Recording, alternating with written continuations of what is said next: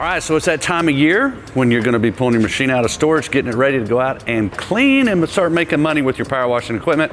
So we want to share with you several different items for getting your machine ready.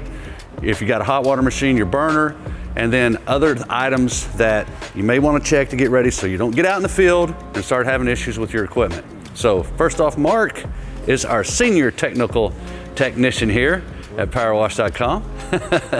Mr. Mark Demko, if any of y'all ever talked to him on the phone, there's a face with the name. First thing, let's talk about oil filters, spark plugs, air, and just kind of go where they're located on the motor and changing them out, what it's going to take. The oil filter's located on the left side of the engine. Your spark plugs, of course, there's one on each side. The oil fill is back over on this side. On this particular engine, there's an extended oil drain, so you can easily drain the oil. Your air filter, of course, is at the top. You just unlatch it, and then you'll be able to look at it. See how to do it. And there's your air filter there. And you want to check the paper element, make sure it's still clean. And if it is, pressure washers usually don't get dirty air filters very often because they're in a fairly clean environment most of the time. Yep. And you want to check your... Washing out on a gravel yard. Yeah.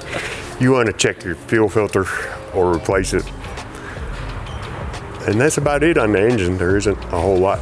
Now then, if you're running the equipment quite a bit and you've run it through the winter, then you obviously should be keeping up with this. But if you're pulling it out of storage, and I would say that most people doing hot water machinery, it probably doesn't sit a whole lot through the winter because they're in like a commercial service or something. So you got your burner and stuff going as well. On the back here, I like this little, you can zoom in on this if you can.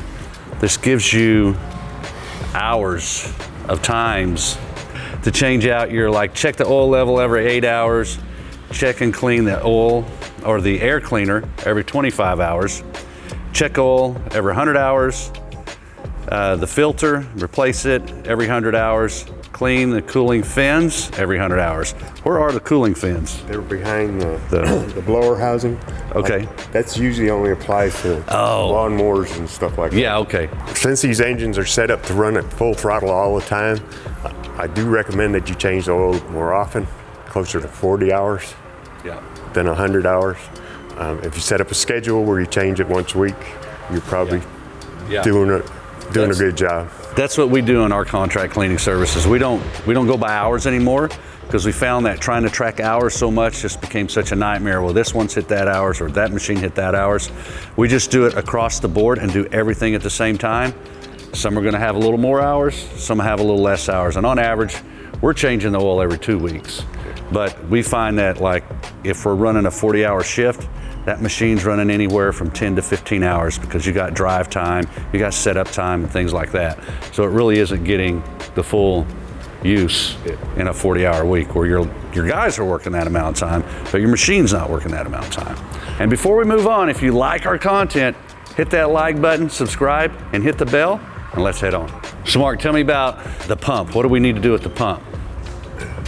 Basically on the pump, you just want to check, make sure there's no leaks, there's no dripping from underneath the head. If there is, then you have to go in and probably replace the seals. The only regular maintenance would be changing the oil, but that only needs to be done on general pumps after the first 50 hours and then every 500 hours after that. So you probably only have to do it every 6 months, maybe once a year, depending on how much you use your machine. Yeah, that's what we do. We change ours probably once a year.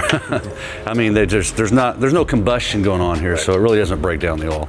And it generally not getting too hot either. What other things should I might check? Yeah, well, you want to go over your machine, check it for leaks, especially on the intake side, because that tends to lower your pressure, make your pump cavitate. Any place there's a drip on your intake side, you have an air leak. Find it and repair it.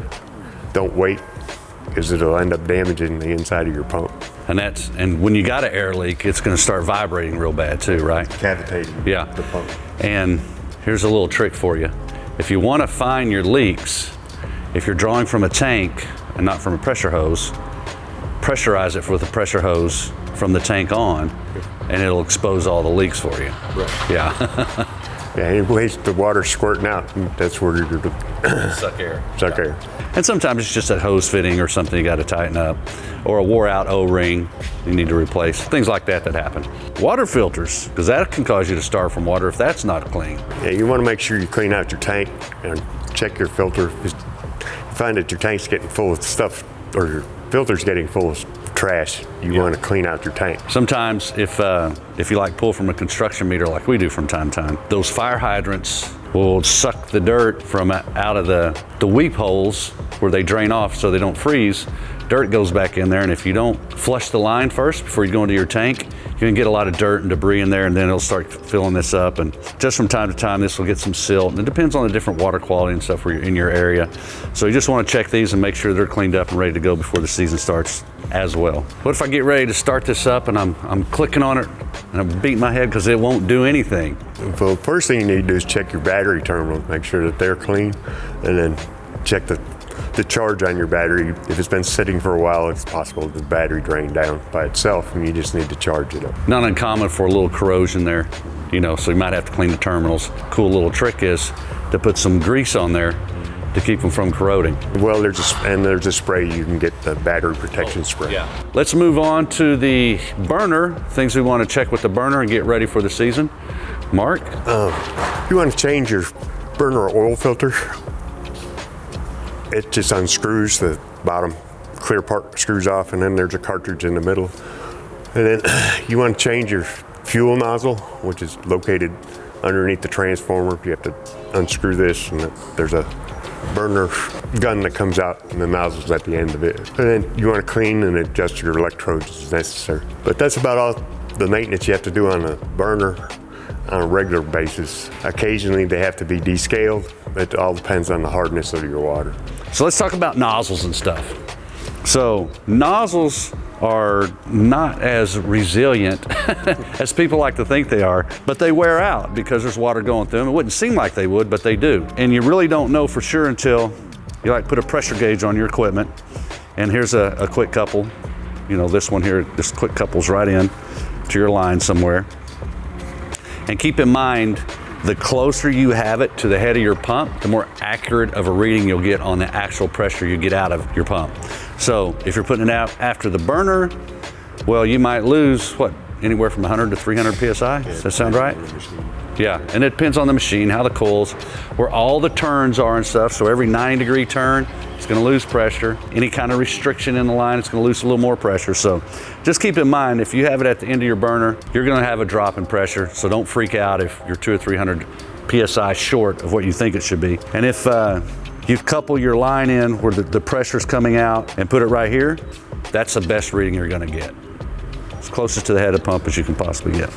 And we also have these valve caps that you can replace to put the pressure gauge right in the top of the valve cap. Anyway, so you take that, start looking at your nozzles, and for most residential guys, it's probably gonna last you most of the season for when you're out there washing, maybe a half a season. So your pressure nozzles, your fan tip for low pressure, and then your extended range or with the assassin nozzle. The other thing you want to do is start checking, like on these quick couplers, they have the O-ring inside. And so just go through and start changing out all your O-rings. Just pop them out of there. I'll pop one out of here real quick just so you can see how easy it is to get one out. So it comes out. You just put those right back in there and then you place it back in. I'm trying to see and show the camera at the same time. Just make sure it's seated all the way around and you're in good shape. Yep, and that one is. So there you go. And then, what sizes do we have for O-rings, Mark? 1/4 inch, 3/8, and 1/2 inch. Not a lot of people will be using the 1/2 inch, but most will use 1/4 inch, which will be like on the guns and after the trigger mostly, and then before the trigger will be a 3/8. Yeah, and they come in these little baggies, so you want to have a quantity of them. Carry those around. And then here's stainless steel. Now, one thing I should kind of point out is that as these wear, they might become a sense of a little bit of rust to them, and these balls might start to stick, so they can get frustrating. You might have to break it loose a little bit before you get going. Check on your downstream injectors. Make sure you know where you're quick coupling in and out, that you got good O-rings in there. And again, these are going to put right on there. You pull it back, slip it on, slide it together. Now, here's a little trick for you. A lot of times I see guys start pulling. Well, this is a good one, so it works. But they will, if you pull and do this at the same time, it doesn't always work. And as they get older, you gotta push in, press together, then pull back, then pull apart. So for that to work. So just a little quick tip to throw in on there. What's this little gadget right there, Mark? What is that? That's just our super soaker, a full-size check valve instead of the little ball and spring that's in a regular injector, and it allows the injector to pull more chemical. So we find is that a lot of guys that are doing house washing really like this because they get a higher concentration of bleach through their downstream injector. And we even have some guys that are doing roof washing with this for the milder roofs, not the really tough setups, but the milder roofs, it's working good for that too, so you don't have to be dragging all the extra hose out and having extra equipment, and works out really good. So just a higher draw ratio. Now we have a couple of really cool videos that we've done for those that want to do flat work. We've got a dumpster pad cleaning video, and if you want to do house washing, we got a great one on stucco house washing, and we're going to post these up here so you can hit those links. And until next time, have a safe and successful week. Mark, I appreciate you for joining in on this one, and hopefully we can do more with you.